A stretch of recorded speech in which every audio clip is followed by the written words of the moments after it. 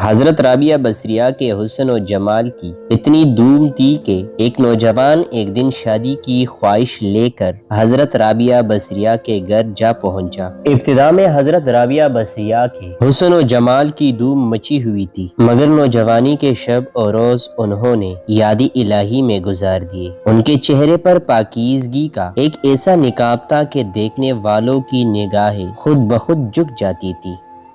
اسی زمانے میں ایک نوجوان نے انہیں رات کے وقت قبرستان میں چاند کی طرح چمکتے دیکھا۔ وہ آپ کو کوئی غیر مرئی خیالی مخلوق سمجھ کر بھاگ کھڑا ہوا، لیکن دوسرے صبح جب وہی چہرہ اسے بصرہ کے ایک بازار میں نظر آیا تو وہ عقل و خرد سے ہاتھ دھو بیٹھا اور رات دن اسی کے تصور میں رہنے لگا۔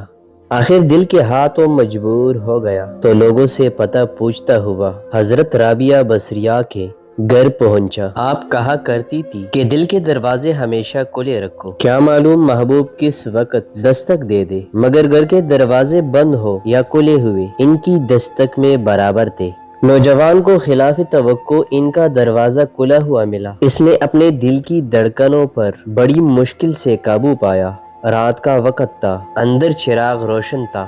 یہ سوچ کر بے باکی سے اندر داخل ہو گیا کہ حال دل سنانے میں کیا حرج ہے، زیادہ سے زیادہ انکار ہی تو ہو جائے گا۔ واپسی کا دروازہ بہرحال کھلا ہوا ہے، لیکن جب وہ اندر پہنچا تو وہاں کوئی نہیں تھا، البتہ چھت سے ایسی پرسوز آواز آ رہی تھی جسے کوئی زیر لب ہجر کا رونا رو رہا ہو۔ نوجوان تیزی سے زینے چڑھ گیا۔ حضرت رابعہ بصریہ عشاء کی نماز سے فارغ ہو کر ثناءخوانی کر رہی تھی۔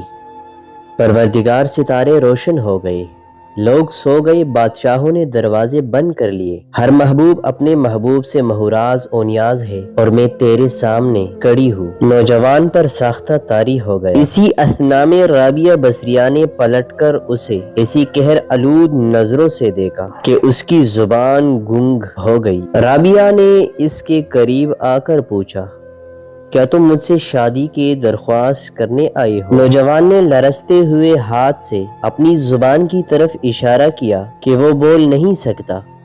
حضرت رابعہ بصریہ نے کہا، اس سے پہلے کہ زبان کی طرح تیرا دل بھی چپ ہو جائے تو جس راستے سے آیا ہے اسی راستے سے لوٹ جا۔ نوجوان صرف آنکھوں سے التجا کر سکتا تھا کہ نیک خاتون میری گویائی مجھے واپس دے دے۔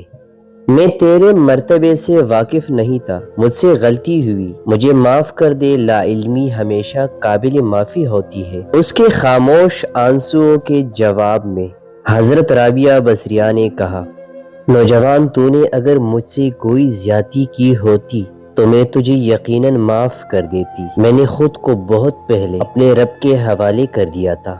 اب یہ معاملہ تیرے اور رب کے درمیان ہے، معافی مانگنا ہے تو اس سے مانگ۔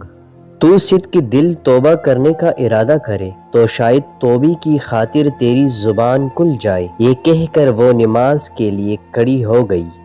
نوجوان بھی بے اختیار سجدے میں گر گیا۔ وہ رو رہا تھا، نامعلوم کب تک روتا رہا۔ جب اسے ہوش آیا تو زبان کھل چکی تھی اور توبہ توبہ کا ورد کر رہی تھی۔